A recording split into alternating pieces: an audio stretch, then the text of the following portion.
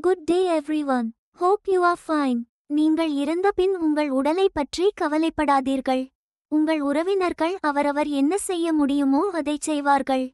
அவர்கள் உங்கள் ஆடைகளை களைந்து உங்களை நீராட்டி புதிய ஆடைகளை உடுத்தி உங்கள் வீட்டை விட்டு வெளியே கொண்டு வந்து உங்கள் புதிய முகவரிக்கு அழைத்து செல்வார்கள். பலர் உங்கள் இறுதிச் சடங்கிற்கு மனமாற விடை சொல்ல வருவார்கள். சிலர் வருகை சம்பிரதாயமாக இருக்கும். உங்கள் உடைமைகள் நீங்கள் கடன் கொடுக்க விரும்பாதவை கூட விற்கப்படும், கொடுக்கப்படும் அல்லது எரிக்கப்படும். உங்கள் பணியிடத்தில் நீங்கள் மாற்றப்படுவீர்கள். அதே அல்லது சிறந்த திறன்களைக் கொண்ட வேறு ஒருவர் உங்கள் இடத்தை பிடிப்பார். உங்கள் சொத்துக்கள் உங்கள் வாரிசுகளுக்குச் செல்லும்.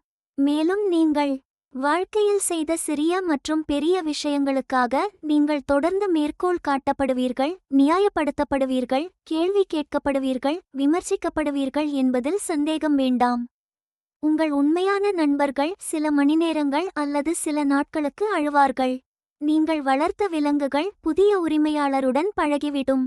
உங்கள் புகைப்படங்கள் சுவரில் தொங்கும் அல்லது சிறிது காலம் மேஜை மீது இருக்கும். இன்னும் சில நாட்களில் அது மேஜையின் அடிப்பகுதிக்கு சென்றுவிடும்.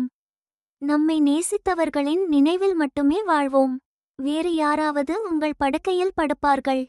உங்கள் மேஜையில் அமர்ந்து சாப்பிடுவார்கள். உங்கள் வீட்டில் உள்ள ஆழமான வலிகள் ஒரு வாரம், ஒரு மாதம், ஒரு வருடம் பிறகு நீங்களும் நினைவுகளில் சேமிக்கப்படுவீர்கள். அதன் பிறகு உங்கள் கதை முடிந்தது. மக்களிடையே முடிந்தது, இந்த உலகில் முடிந்தது. ஆனால் உங்கள் கதையை உங்கள் புதிய யதார்த்தத்தில் உங்கள் மரணத்திற்குப் பிறகு உங்கள் புதிய வாழ்க்கையில் தொடங்குங்கள். இங்கிருந்து பொருட்களை கொண்டு செல்ல முடியாத இந்த வாழ்க்கையில் இருந்து உங்கள் மதிப்புகளை மட்டும் உங்களால் கொண்டு செல்ல முடியும். உடல், அழகு, தோற்றம், பதவி, வங்கி கணக்கு, வீடு, கார், தொழில், படித்த பட்டங்கள், பதக்கங்கள், கோப்பைகள், நண்பர்கள், மனைவி எதுவுமே கூட வராது, தேவைப்படாது. ஆம், உங்கள் புதிய வாழ்க்கையில் உங்கள் ஆன்மா மட்டுமே உங்களுக்கு தேவைப்படும். இங்கு நீங்கள் குவித்துள்ள மதிப்புதான் அங்கு உங்களுக்கு இருக்கும் ஒரே அதிர்ஷ்டமாக இருக்கும். அந்த அதிர்ஷ்டத்தை, அந்த நற்பெயரை மட்டும்தான் நீங்கள் எடுத்துச் செல்வீர்கள். நீங்கள் இங்கு இருக்கும் காலத்தில் அது இங்கு குவிந்து கிடக்கிறது. நீங்கள் மற்றவர்களிடம் அன்பாகவும் பிறருக்கு உதவியாகவும் வாழும்போது அடுத்த வாழ்க்கைக்கான அதிர்ஷ்டத்தை நீங்கள் சேமிக்கிறீர்கள்.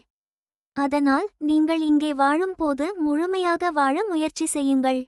ஏனென்றால் இங்கிருந்து நீங்கள் செல்லும்போது உங்களிடம் இருக்கும் எதையும் எடுத்து செல்ல முடியாது. ஆனால் நீங்கள் கொடுத்ததை மட்டுமே பெற்று செல்லலாம். நல்லதை சிந்திப்போம். நாளை சந்திப்போம். நன்றி, வணக்கம்.